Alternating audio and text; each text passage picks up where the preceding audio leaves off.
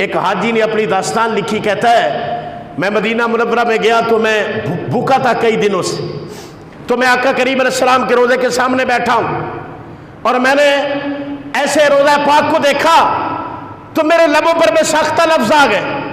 میں نے کہا آقا آپ کے در کی خیرات پوری کائنات میں بٹتی ہے، کل کائنات آپ کے در کا صدقہ کھاتی ہے۔ آقا میں آپ کے شہر میں آ کر آپ کے در پہ آ کے 2-3 دن سے بھوکا ہوں۔ کہتا ہے میں نے بات کی، پھر درود و سلام کے گجرے پڑھنے لگا۔ تھوڑی دیر گزری کہ ایک عربی آیا بڑا خوبصورت، طویل القامت، بڑا حسین و جمیل، آ کر میرے بازو سے پکڑا، نہ مجھے جانتا ہے نہ میں اس کو جانتا ہوں، میرے بازو سے پکڑا اور پکڑ کر مجھے ساتھ لے گیا۔ کہتا میرے ساتھ آ۔ میں اس کے ساتھ گیا، اس کی بڑی لگژری گاڑی باہر کھڑی تھی، مجھے اشارہ کر کے کہتا ہے اس میں بیٹھو۔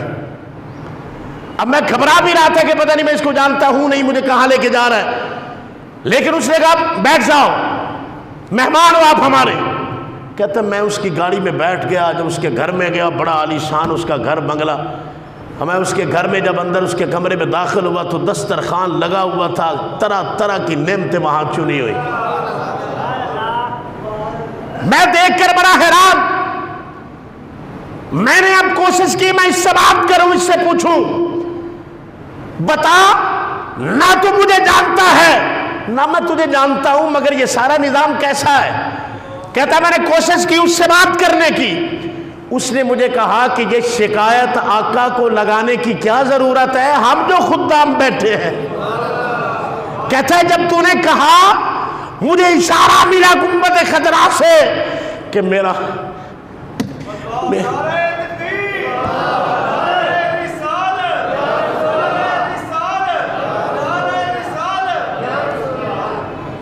مجھے اشارہ ملا ایک مکین گنبد خضرا کی طرف سے، میرا ایک غلام میرے قدموں میں بھوکا بیٹھا ہے، اس کے کھانے کا اہتمام کیا جائے، تو مجھے تیری شکل دکھائی گئی ہے، تیری صورت دکھائی گئی ہے، میں نے اس لیے تجھے جا کر وہاں پہچانا ہے۔